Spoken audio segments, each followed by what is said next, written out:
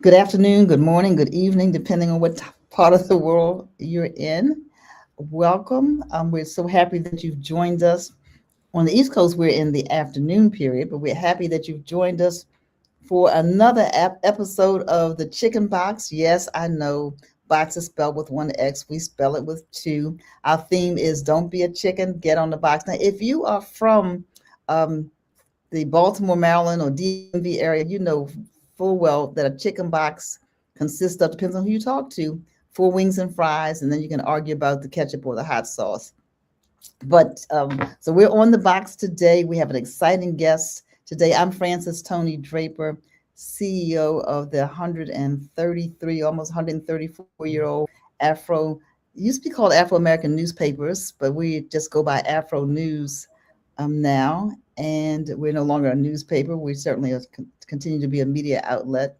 And I am so happy today to have two guests hosts with me on today. They're going to introduce themselves.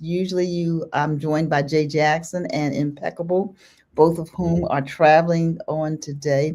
And so if you are watching this on either Facebook or LinkedIn, I think on YouTube, please let somebody know that we are on the box and we have an exciting episode today. And so we're going to jump right in with introducing our co-hosts for the day. They're going to introduce themselves, and then we're going to bring our guest on. I think, listen, you're going to be really excited and informed. We have a guest that's going to talk to us about real estate, talk to us about generational wealth, talk to us about leaving a legacy, and talk to us about why he's so passionate and so successful at what he does. Megan, introduce yourself, and then we'll come to you, Alexis. Absolutely. Hi, everybody, Afro friends and family. My name is Megan Sales.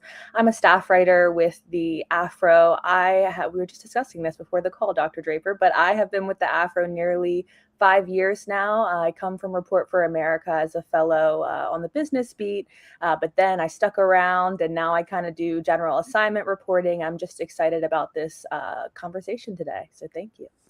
That's great. And Alexis? Hi everyone, my name is Alexis LaRue. I am an intern with the Afro. I have been here since January and I've been covering multiple things, and I am just so grateful to be here, especially as an intern with the Afro. All right, Alexis, you got to give a shout out to your HBCU. You got to tell folk where you're interning from and all of that. Tell us a little bit more about yourself. I am going to be a soon graduate of Morgan State University, and one of my professors gave me the opportunity for this internship, and so now I'm here. All right, go Bears. That's my alma mater. Alexis, you're representing us well. So a report yesterday, a research report published by Word in Black that says adults who have graduated from HBCUs have better mental health and stability in their later years. Isn't that good to know, Alexis? It is very good to know. Because HBCUs build up your confidence. All Mhm. right.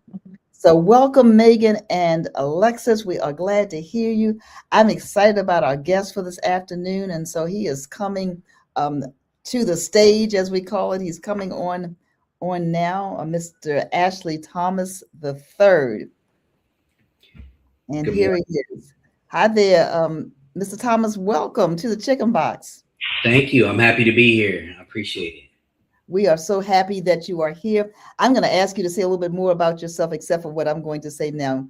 You serve as the president of the National Association of Real Estate Brokers, a position that you've held since July of 2025 to the present through next year, 2027. I'm going to say this about you, but I want you to say some other things in the form of introduction. Your LinkedIn profile says that you are dedicated to delivering excellent service to your clients, as well as educating them on the importance of generating legacy wealth. So we welcome you to the Chicken Box. We welcome our viewers to the Chicken Box. Hey, Byron Deese, I saw your hello, and we're glad that you are here. Come on, tell us some more about you so we can get to know you a little better. Absolutely. So I reside in Los Angeles, California. I've been in real estate. This is going into my 27th year. Um, Alexis, you'll be happy to know that I am a HBCU dad, not of Morgan State. My daughter goes to Tuskegee. She's in her third year, so I'm very proud of her and all the work that she's doing.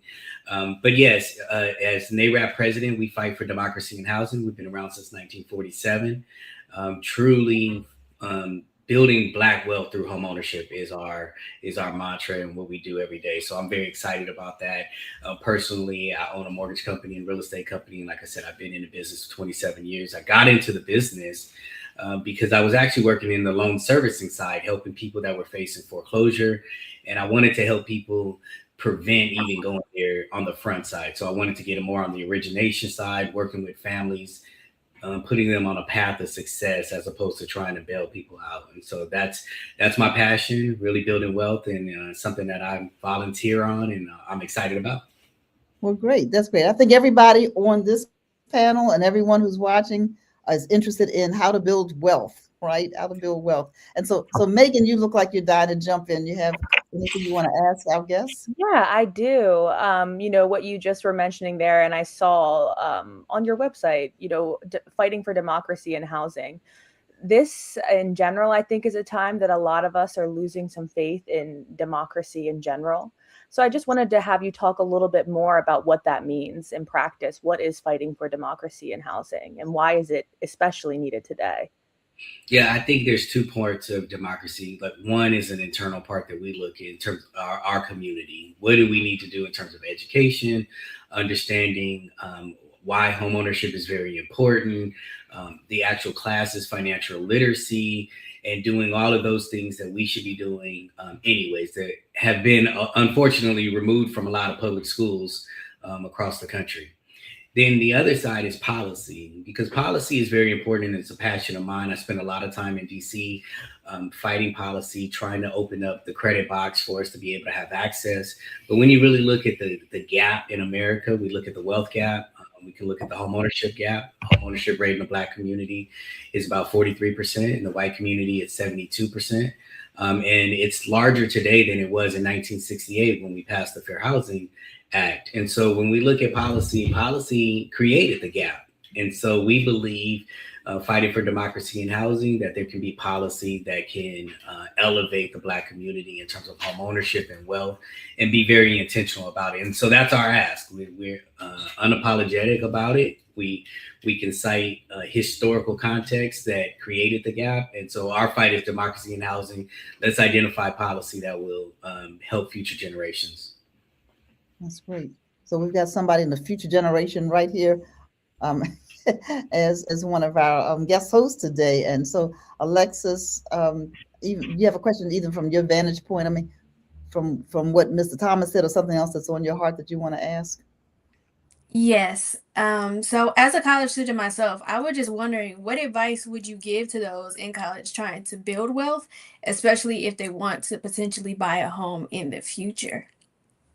Yeah, no, absolutely. And so this is a great question because it talks a little bit about policy and how student loans are impacting students to even think about buying a home in the future. And so for us, it's really about on the personal side. And, we want to look at identifying careers that would generate income and build wealth that you can leverage off of. In terms of democracy, understanding that even your first home is not your final home. Right. And I think a lot of times when we're in the marketplace looking for housing or home ownership, we want that perfect place. And I think it's very important. My first property, turned into a rental later, but it was something that I was able to get into. It's on an affordable side of town.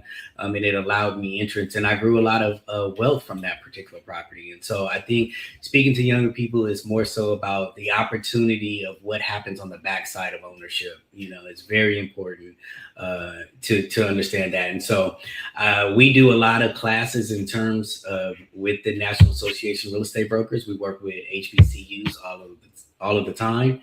And so we do a lot of careers in real estate is very important as well. And even if you don't take a career, taking sometimes the classes will help you have a better direction in the future. So that's great. So that brings us to the question. So families, first-time home buyers, I mean, what should they know about real estate and building wealth? Well, for some people, it just sounds like it's just so out of reach. With the requirements that you have for down payments, or for your credit to be a certain way. People feel like, okay, I can make these payments once I get there, but I mean, how do they get there? What do they have to do? What Yeah, do so we absolutely. So I think so. We as an association have 115 local boards across this country. So we have someone in Baltimore, we have people in Philadelphia, Miami, Los Angeles, that will hold your hand through the process. I think it's very important. The two things that are the greatest barriers to home ownership for our community, number one is credit. So understanding your credit is very, very important. How credit usage can impact the home buying process is very important. And then number two, down payment. But there's a lot of down payment assistance programs that are out there that are just underutilized. And so we have access to all of the programs. Our Realtors members are trained to be able to walk through the process. But there's even closing costs. So you have a down payment that you have to come up with, and then you have to have closing costs, right? And so there's programs out there that will provide both down payment assistance and closing costs.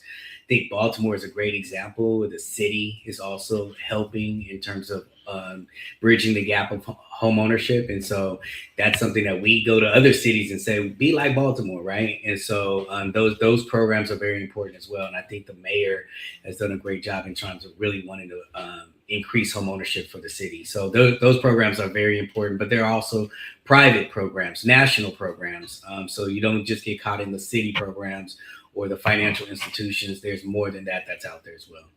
So where does somebody start? Let's say they've never owned a home, and they hear us saying, "Oh yeah, well there are programs there." So where do they start? So we would recommend that you go to our website, Okay, NAREB, good. right? And you can find a Realtors member that's close to you that can walk you through everything that you need to do. And so we are revamping that part right now because we're bringing in other areas as well. So if you need a contractor, you can go to our website, and we call it Keep It Community. So we want to keep all of our dollars in our community. And we want to make sure that you get the answers that you deserve. So you can go onto our website, connect with somebody who's local to you, and they'll be able to walk you through right away. But I think you also put my handles up there. If anybody is out there, I'm very intentional about this. This is a passion for me. So don't hesitate to call me or send me a message on LinkedIn or social or Instagram, and I will connect you to the right person. But we want to make sure that we grow Black wealth in America through home ownership being a great vehicle to do so. Well, that's great. Maybe this is a good time for me to put a plug in while Megan's contemplating the next question. Love to talk to you offline about how we may partner with Black media to help get your message out. Okay? Absolutely. We love to do that as well. So when we talk about keep it community, that's in our media, that's in our attorneys, everything, right? And I think that's something that we need to be doing a little bit more in our community. Yeah, I think so too. We go outside, we might have a different caterer, but even if you have an event, I want my caterer to be like me because I know that they don't get the opportunity in other venues. Right. I mean, there are lots of opportunities in Black media. We're having an event this month. 1,200 people are going to be there. So those who are sponsoring will get their message out that way. But I'm not here to plug that right now. I'm here to talk about, what you're up to. Megan, you want to ask Mr. Thomas? You look like you're just itching to ask. Yes. I have a follow-up of what you were talking about before. Obviously you have this very large team of trusted professionals, realtists. But I wanted to ask for people who maybe they don't end up connecting with one of these people and they are trying to kind of vet the real estate professional that they're considering working with. What are some red flags that they should be aware of? What should they be considering as they're trying to select a real estate professional to work with them as they're starting this homeownership, home buying journey? Yeah, so I think one of the red flags is payment up front to an agent. That should never happen. Real estate agents are paid at the conclusion of the transaction. So if there's anything of fraudulent that feels like, oh, well, I have to pay my agent some money, that's something that we want to definitely say as a red flag. The other thing is, we're into 2026, but steering is a problem still to this day, where if you want to live in a specific neighborhood, you have the right to go see that neighborhood. If your agent is saying, no, you won't like it over there, let me show you something else, that's an indication of steering. It's very problematic for us. And even on the lending side, if you don't feel comfortable that your lender has your best interest or they're not explaining something to you, I would always tell my clients, I would say, by the time we're done with this transaction, I want you to feel like you can do my job, because you should know every piece of it. And if you feel that you are asking questions and the person is not receptive to your questions, then you need a different representative, right? Because you should be able to ask anything. This is the largest purchase many of us will ever make in life. And so if you have to tell the agent to slow down, I need more information, I'm not sure why this is, I don't understand what this term means, that's your right. And so we want to make sure that happens. So those are red flags for me. I always talk about let's take our time and walk through this. If you say, I'm not going to be ready right now, I'll be ready in the summer, and somebody's pushing you, you need to find somebody that you feel very comfortable with. So that's great to know. That's really great to know.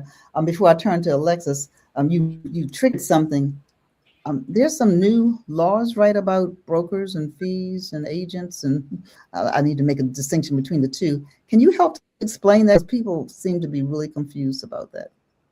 Yeah, so one of the greatest changes that our industry has gone through in the last 2 years is we used to take listings, and so you'd have a listing broker put a property up for sale, and they would go to the seller and say, we're going to charge you 5% or 6%, but we have to pay the other agent. Who that agent is, we don't know. But at some point, we're going to have to pay them. So we'll do the listing for 5%, 2.5% to the listing agent, and then we'll reserve the other 2.5% for the buyer's agent.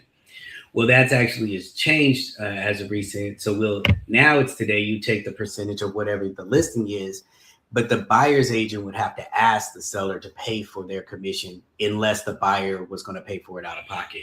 So this is something that's been very challenging for us, because a lot of our buyers don't have that extra money to pay the commission for their agent.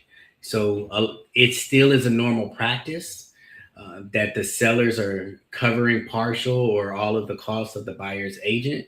But that is a change. Before it used to just already be built into the process.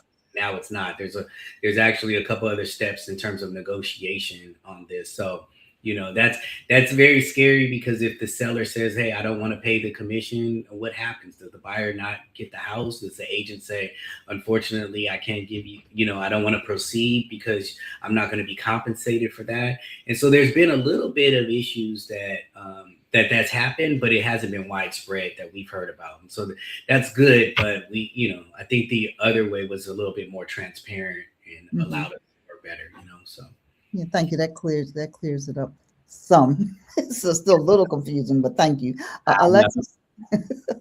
It's all about the money. At the end of the day, everybody in the process wants to get paid, and now it's just a different negotiation on how you get paid. So you're negotiating the transaction, you're negotiating the purchase. At the same time, you could potentially be negotiating your commission. I think that's a conflict in many cases. So it's something that we weren't supportive of, but we have to live with it today.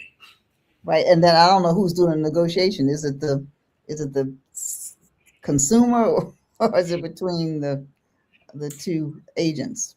They're typically the agents. The agents are represented, so they're going to be the ones communicating. Okay, yeah, I can see how that could be challenging. All right, Alexis, thank you for that.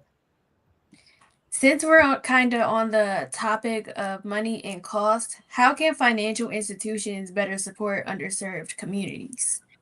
Yeah, that's a great question, because it's something that we deal with. I think also, Dr. Draper, when you talk about Black media, some of your partnerships, probably over the last 12, 14 months, we've seen an exit from supporting underserved or minority organizations and media. And so I think showing up is very important. Like I stated, it's really funny to me, because if you look at Black homeownership rate sitting at 43%, in any other business, you would say if 56-7% of people need my services, I'm going to pour all my money into it. White homeownership is sitting at 72%. So That gap to 100 is 28%. So you're really not going to market towards that. You market towards the biggest opportunity for your business to make money. And so we still are dealing with challenges in that particular area. I think financial institutions, and we work with some great ones, but I think financial institutions have to understand the culture as opposed to understanding that this is Mr. and Mrs. Jones that are trying to purchase a home for their family, not loan number 125-773, right? We need to not be considered transactional and understand that this is a family that we're talking about. And this is somebody that wants to raise their children or grow a family in this particular home. So to them, it means more than just transaction, closing costs, down payment assistance, credit scores are, come into play. But at the end of the day, this is a family. And so I think when we start to lose that, then we lose who we are. And so I love that our realtors, we understand that. When I close a transaction, I send a thank you on behalf of the family to everyone, the title officer. I send it out to everyone and I just say thank you, because I want to remind you that even though there was a loan number attached to this, there was a family first. And so thank you for supporting this Black family. And so I think that that's very important for us. Mm-hmm. Because black home ownership hasn't grown much in the last 50 years maybe. Correct. Yeah, we've been very stagnant. The most we got to in terms of home ownership rate across the country was 49.1%. That was in the early 2000s. And if you can remember, there were a lot of different type of loan products that were out at that time. Many of them were riskier products, and we lost a lot of wealth in 2008 foreclosure crisis. And so the growth of income has not kept up with the cost of living. We've seen that wages have not increased, but home ownership has more than doubled. In many markets, it's tripled in the last 10 years. For us, we're very passionate about it. And I think even the conversation of home ownership has really taken a back seat in the last 5 to 8 years because we've been dealing with housing. I'm in Los Angeles. The conversation has always been around homelessness, and it hasn't been on building wealth. So the middle class has really been left out of this conversation. And so NAREB, we're going to take an 8-city bus tour coming up, and we want to take it to the streets and really get back home ownership, building wealth through home ownership back on the forefront of the conversation. Tell where are you going? What 8 cities are you coming to? We have viewers from we're based in Baltimore, but this is social media age, and so we have nearly a million viewers all over the world. So where are you going? Well, let's say we're getting on a bus for 8 days and we're going 8 days, right? So one of the things that was important to me is I said, I want to do grassroots movements. I want people to feel if they're going to sit on this bus for 8 days, then I should show up, right? Okay. And so that's very important. So we're going to kick this off April 25th down the street. We're going to go down to Philadelphia, Pennsylvania on April 25th. We're excited to be there. We will come to Baltimore on the 26th. Carter Memorial Church of God in Christ. We will be there for a service, and then we will have a full educational home ownership, developer, all of these classes. And I'll talk a little bit about the classes, but we'll leave there on April 27th and go to Detroit, Michigan. April 28th, we're in Gary, Indiana. April 29th, Kansas City, Missouri. April 30th, we're going to Memphis, Tennessee. May 1st, Little Rock, Arkansas, and then May 2nd, we were going to conclude in Tulsa, Oklahoma, Black Wall Street, and really bring it all together in terms of building Black wealth through home ownership. And so when each of these stops, we're going to be teaching classes.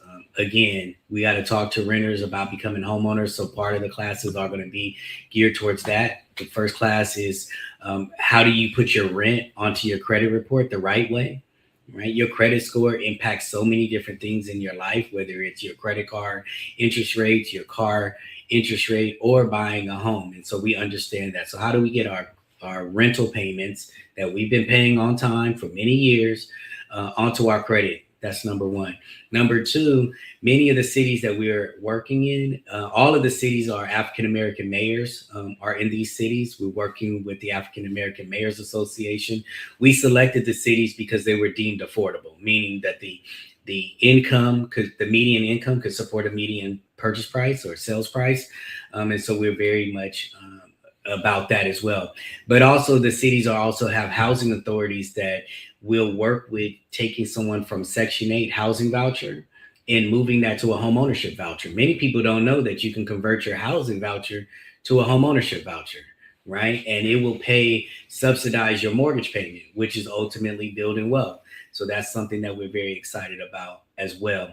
Heirs property rights, we will have one-on-one sessions from attorneys that will be able to sit there and talk to you about how to set up your trust. So that way, when you pass on, that your property can still remain growing wealth in your family. And so it doesn't have to go to probate court, which probate takes a lot of money and wealth out of the families. And so we will have people there. If you already are in that situation, you can bring your scenario and the attorneys will talk to you about what you need to do in order to clean up your title and clean up your home.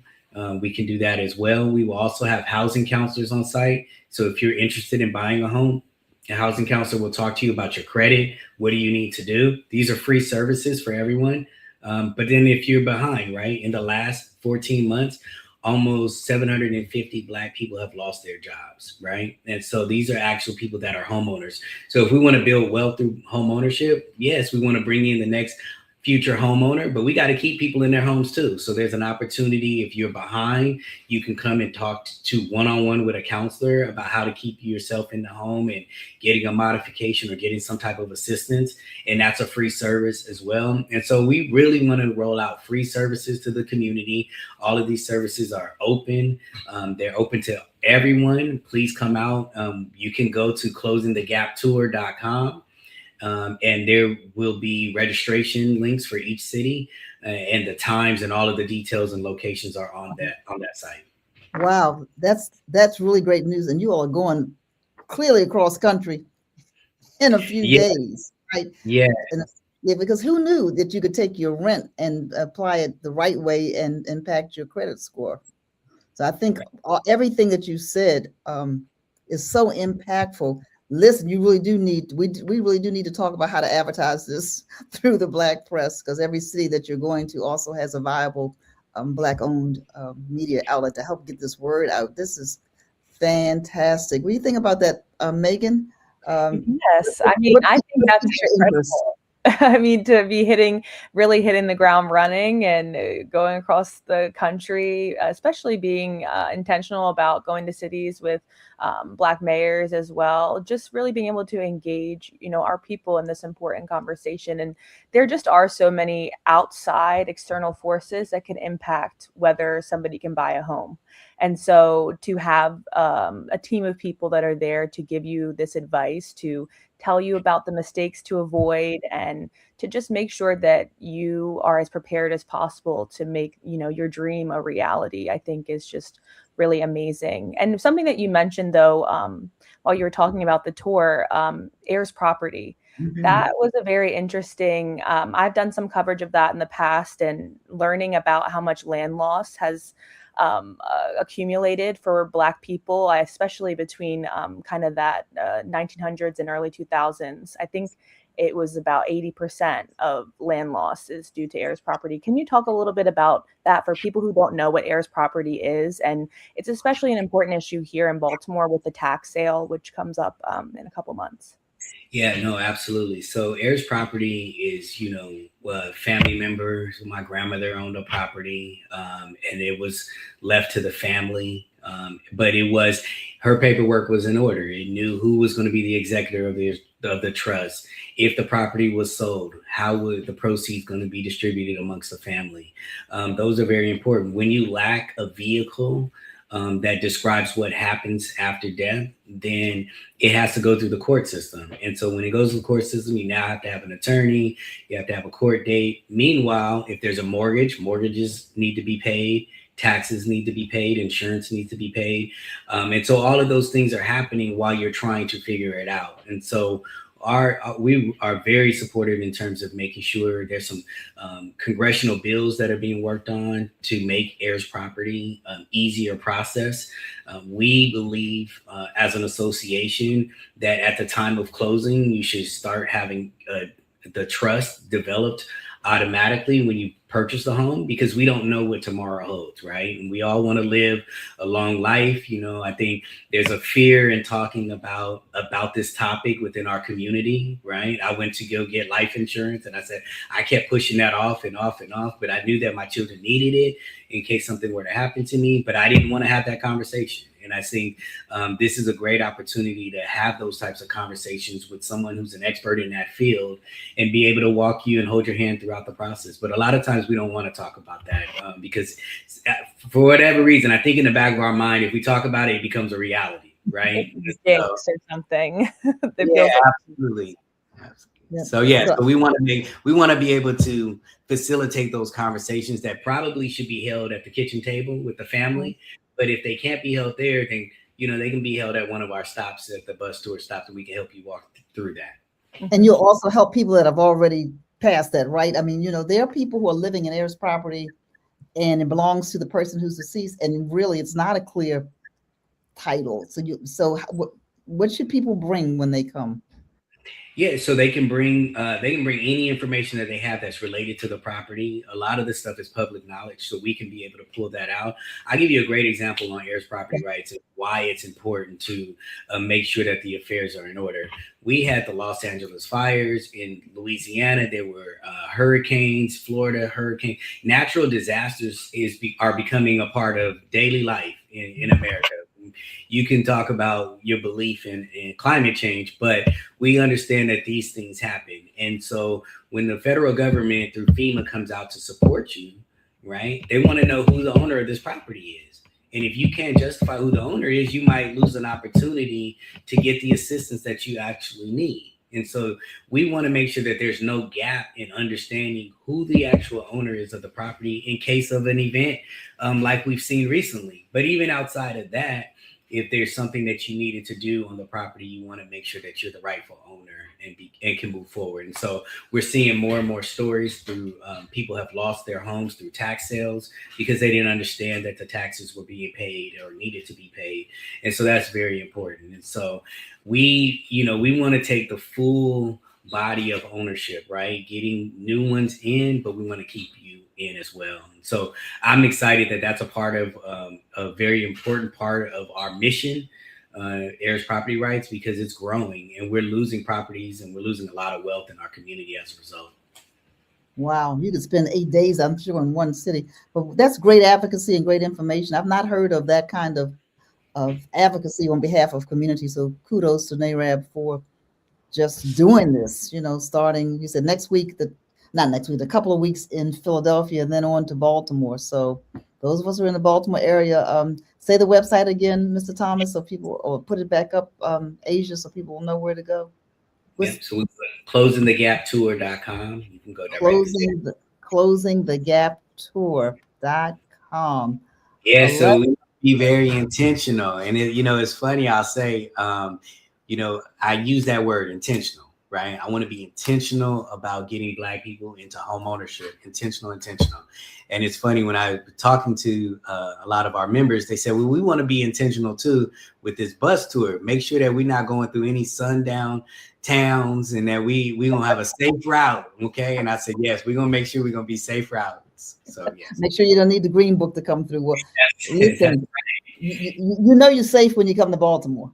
I know we're safe when we go to Baltimore. We got a long ride. We got a long ride to Detroit from Baltimore, but that is. That's a nice. But you'll be safe when you get to Detroit as well. And in Philadelphia, there's the Philadelphia Tribune. That's your Black-owned newspaper there.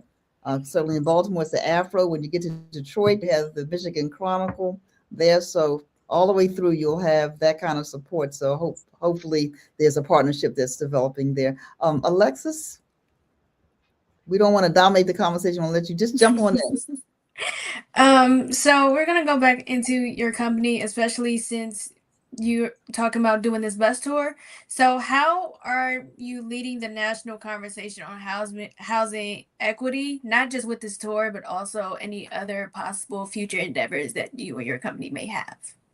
Yeah, so we are actually looking at one of our things that we're doing right now is working with congressional leaders in terms of policy. That's very important for us. With the stroke of a pen, it can affect millions of people. And so we understand that connection between government and home ownership. It's very important. I want to encourage people that are listening to get more involved in your local government, whether it's about home ownership or it's about the school system. Your voice matters. And so one of the things that I learned joining NAREB back in 2008 was that I had a voice. And so for all the young people out there, you have a voice. And we've seen that. Unfortunately, we normally see that when negative things happen, such as a young person being killed by a police officer or whatever the issue is. We see our voices rise, but we can be more proactive with our voices. And so one of the things that NAREB wants to do is be proactive in terms of the home ownership conversation. Again, we've lost that conversation in recent years. We used to call it the American dream, was to buy a home, have your family move into it. And we're starting to see that dream wither away through institutional investors buying up properties in our neighborhood. We're seeing the housing stock. I think in Baltimore, it's just like Los Angeles. You have homes that were built in the late 1800s. And so consumers need to be able to access rehab lending that's more affordable for them to buy a home at a reduced price because of the condition, but be able to access capital to build that home back up and get it back to a great standing part of the neighborhood. And so our issue is around policy to make it easier for the consumer, not make everything easier for these investors that are buying a lot of the properties. We believe in home ownership, and we believe in building wealth for families. And so that's one of our main focuses. And we can go through policy after policy, but right now you can go to any major city and I can guarantee you'll probably see cranes building apartments. What happened to the houses? And so that's our demand. Where are the single family homes with the picket fence that someone can bring their family in and grow? But we're seeing apartments being built left and right. Mm-hmm. And then in cities like ours, you see a lot of vacant properties as well. We have just so many vacant homes throughout the city of Baltimore. So there are plans to address that, but it takes time, and people need housing now. They need housing. You know what else people seem to be curious about? We hear news all the time. The Feds are going to cut the rate a quarter of a point or half a point. What does that mean to the average person when they talk about these rates? Yeah, so I think rates, we've become a very rate conscious society. And I think that that's very important. Interest rates do matter. Rates matter in terms of what your payment ultimately will be. One of the things that I want everyone to consider, though, let's say the Fed cut the rates by 2%, right? That would be a major reduction. Would never happen. They would have to do it very slowly, a quarter point at a time. But let's just say we wake up tomorrow and the rates are lower. What's going to happen is demand is going to rise. And so when demand rises, price rises. So the property that was once $300,000 now is $400,000, right? Mm-hmm. My mother tells me, she says, you don't know what interest rates are, because when I bought my first home, it was 13%, right? And I said, I know, but you bought for $60,000. I would love to buy a home for $60,000 today. You can give me a 20% interest rate if we right. Buy a home, right? Based on the math. But I would say don't get discouraged by the rate, because if you can afford it, know that the rates will move lower at some point, but the price will never change. So if you buy that price today at $400,000, that price tomorrow is going to be $500,000. And one stat that sticks with me, and I tell all my clients this stat: there has never been, since the late 1960s, a 5-year period where you bought your home and 5 years later it was worth less than when you bought it. And that includes the foreclosure crisis, that includes savings and loans crisis, that includes high unemployment, that includes us going to war, that includes all of these big issues that have impact the economy. There's never been a 5-year period. So when you buy today, just know that the data is in your favor, that in 5 years from now, you'll have a home that's appreciated and is more expensive than what it is today. Well, that's good practical advice, because people do sometimes react to like a quarter point change, and it's not going to make, all it does is push, like you said, if it goes down a half a point, that may push your price point up.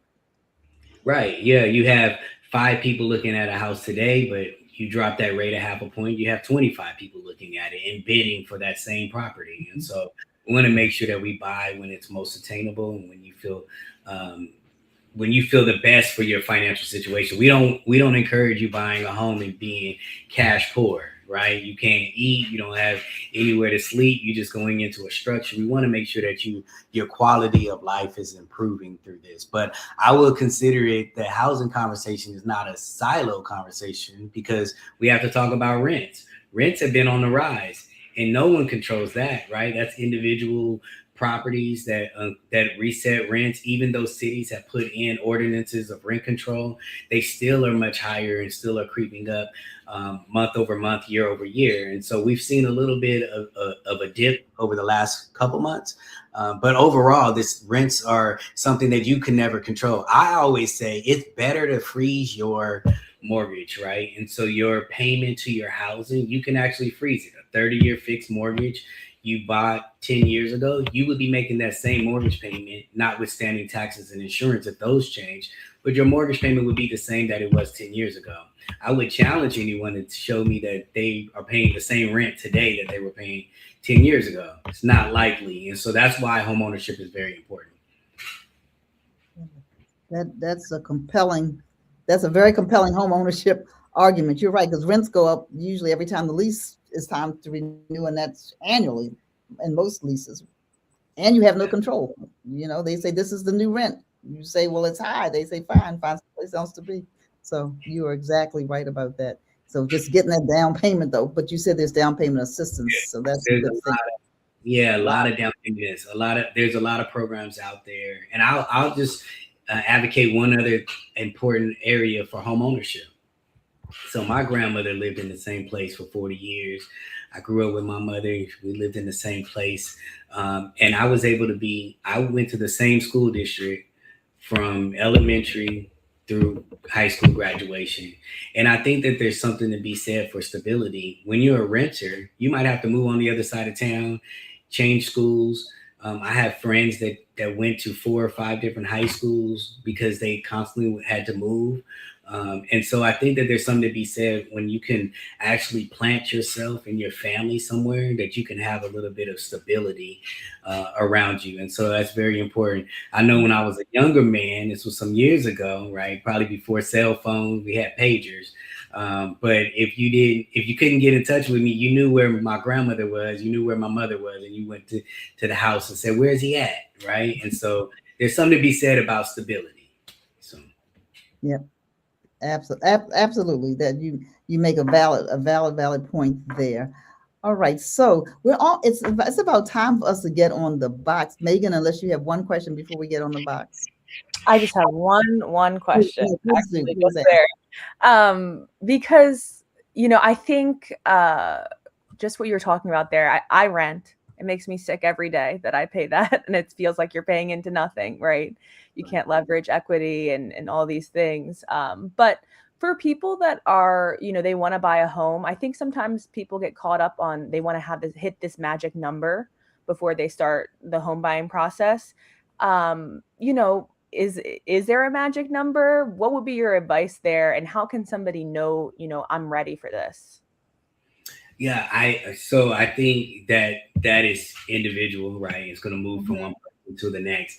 But I would say, you know, data, I love data. So I'll stick in data, right? And so a lot of times we're saying, you know what, I want to save up till I get to this point in my bank account. And then I want to have this, we want this ideal situation. And I understand that. But in the meantime, we still need somewhere to live. And so I would say, we can't take the formula of my dream car and put that into the same formula of home ownership and housing. They're two different things, right? I have a dream car that I want, and I'm going to save up for that and whatnot. But when it comes to my housing, I got to pay. Yesterday was the first of the month. A lot of people had to pay, whether they paid a mortgage or they paid rent. That happened, right? And so I think understanding that either way, you're going to have to pay for somewhere to lay your head at night would mean, like, I would rather do that with something that I own, right? I think about it when I was renting before. You used to have to ask questions. Can I bring in a Christmas tree? If you wanted a Christmas tree, can I do this? Or the sink is clogged. I need to call somebody to do it. And there's something about ownership with that. But I think some of our younger people are also scared that they have to all those responsibilities. They just want to pick up the phone and call the landlord and say, this is a problem, right? But you're not growing wealth that way. So every time we make a rent payment, we're putting wealth into someone else's family. But when we make a mortgage payment, we're putting wealth in our family. And so that's what we're supporting. So, yeah, good. So, I mean, I want to piggyback on Megan's question. So as a young person, is there a magic formula for her to say, you know what, I'm ready?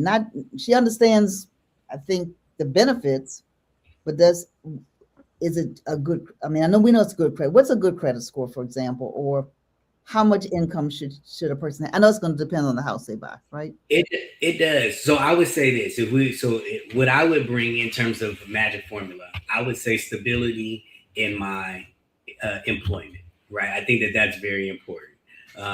My mother worked at the same job for 38 years. Right. I had more jobs between 18 and 20 than she did her whole life. And so if you're moving around from a company to companies, then you haven't really had stability in terms of your income. If you have stability in your income, the next level you need to look at is what is most important to me. My son, he loves to travel, right? And I'm talking, hey, it's time to buy a home. We have to have that kind of conversation. He's like, oh, Dad, I'm going to North Carolina. I want to go see this concert, right? And so he needs to get that out of his system. Right. And so I think that's very important. And so I think in terms of magical system, it'll be different for someone. I bought my first home at 21 years of age. But the average first time home buyer today is 40 years old. And so you're not building wealth for those 19 years. That would be problematic for me. And so I just think that those are things. So when we talk about the magic formula, I think it's stability in your job and your employment, making sure that those things are in place. And then after that, it's really about what do you feel comfortable with versus your lifestyle. Okay, good. I love to go out and eat, right? And so I might have to do something a little bit different in terms of the house that I want, right? But I've learned how to cook too. So I can get down in the kitchen. And that's now become a passion of mine. But you have to look at maybe making some changes, lifestyle changes that potentially are very important. Wow. Okay. There's a viewer saying she was 73. Her mother was 73 buying her first home. So that happens. I want to put back up, there's a comment or a question from one of our viewers. I think the last name was Simmons. Let's put that back up, get you to. Okay. So she's asking about a story. I guess that's directed to us. But what do you say about that? Oh yeah, so I think agents so the question is agents acting as investors flipping homes using unlicensed, and I can't see the unlicensed contract without permit. Yeah, I think there's a growing trend, and unfortunately, when the market is suppressed, you see bad actors in any industry. Right. You see increase in fraud. You see increase in attempts. Last year, there's a report that said 70% of all real estate agents did not close one transaction. Okay. And so you would have to ask yourself, well, how are they surviving? How are they living? Right. And so I think that anyone that's operating from that perspective needs to be held accountable. And so there's methods in terms of escalating those issues, but we're starting to see more of that coming to marketplace, not just with agents, but you also have illegal title transfers that are starting to grow more and more, where people are saying, I own this home, and they're signing it over to someone else, taking mortgages out. That's a very big issue right now. And that's throughout the country. That's not just regional. But I think in some of these, we have very regional issues that need to be addressed. Okay, thank you. All right, so we do this in the last 5 to 10 minutes of our show every week, and so we're going to do it right now. And Mr. Thomas, you'll have the last word. This is our time to get on the box, to give our viewers your final thoughts. It can be about what we're talking about, which it usually is, and Ashley, you're going to go first, or it could be about anything that comes to mind. And it's not a question, it's just, you can just rant for a few minutes if you'd like about any topic related to the topic or not.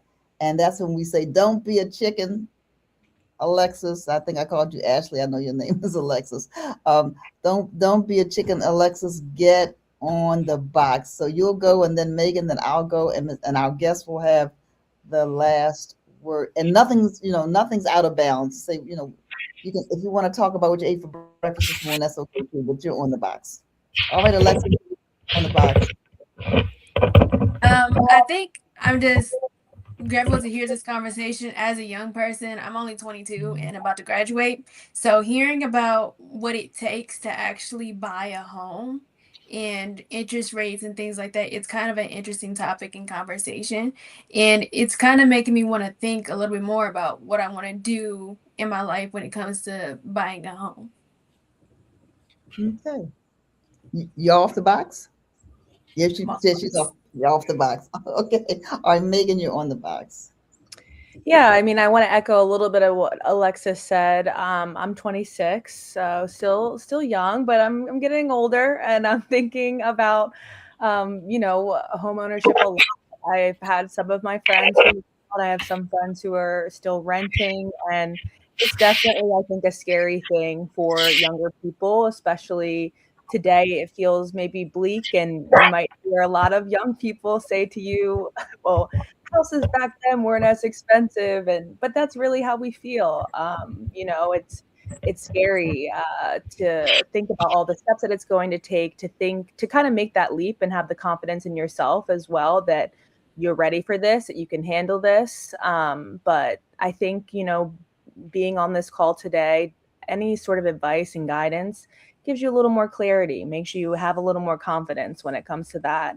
So I am just looking forward to have NAREB in my back pocket when the day comes that I'm ready to start this journey. And I'm really grateful that Mr. Thomas were able to be on this call today. So thank you. And I'm off the box. All right. Thanks, Meg. I too want to thank you, Mr. Thomas, for joining us today on the Chicken Box, powered by the oldest Black-owned family newspaper in the country, the Afro. Thank you for joining us. What great information. Thank you for your leadership of NAREB. And thank you for the tour that you've organized for to start later on this month for 8 cities, 8 days with all of this information that's invaluable. I learned something, and I'm not going to add, that was 22 and 26. That'll make me like 28 if we keep, we keep going. So I've been a homeowner for a long time, and I didn't appreciate it then, but I appreciate it now that my mother actually gave me a house. Instead of selling the house, she gave me the house and said, if you can assume these mortgage payments, I'll put the house in your name and you can keep on, and that helped. But that was a long, long, long time ago, and I didn't appreciate it, but I understand it now, what she was doing. And so we have wealth in our community. It's just a matter of how we pass it on. And so many times it does get caught up in probate or arguments. I knew a case where a young man unfortunately went to prison, and his mother's house was sold. She died, and the house was sold while he was in prison, but there was nothing that he could do about it. Nothing that he didn't even know about it. So many things happen. So thank you for your policy work. Thank you for your policy work, because that is important, the policies and the laws. And we're in a time where people are discounting local news, and local is really important. There's so many things go on that don't benefit our community. And there's so many things that we don't know. And it ought not to be that big gap between white home ownership and Black home ownership. And we know some of that goes all the way back to what happened after World War II. And the veterans didn't even know they had the benefits. Black veterans didn't even know they had housing benefits. They know more today than they did when they came out of World War II, and did not that they wouldn't take advantage of it. They didn't know they could take advantage of getting the VA loans and things like that. So thank you for the advocacy work you do, for the policy work you do, for the information work that you do. And I'm sure that Megan or someone on our team will be at Carter Memorial to at least get a overview and to share with our readers. And I'll talk with you offline about some of the other things. But thank you for being here today on the Chicken Box. and it's your turn to be on the box. I'm excited to jump on this chicken box right now. Let me say, Dr. Draper, I really appreciate you. I look forward to our partnership and doing the great work within our community and working together and seeing how we can utilize the Black media as we move forward. That's something very important to me. You know, Alexis, I want to congratulate you. You know, you're graduating next month. That's a very exciting time. I think back at 22 years old, and you have your whole life ahead of you. So continue to keep doing the great work. It was great to meet you. And Megan, you're doing a phenomenal job. I love your resume, and we had an opportunity to talk. So just keep doing a great job. But I'm on the chicken box. So let me say this, because I love this part of the show, right? So now that I'm on the chicken box, I want to say something to all the listeners that are out there. Today, we talked about home ownership. Today, we talked about down payment assistance, why it's important to be a homeowner. I'm on the chicken box. I want you to know that I'm not on my high box. There's no shame in renting, okay? We just want to have a strategy.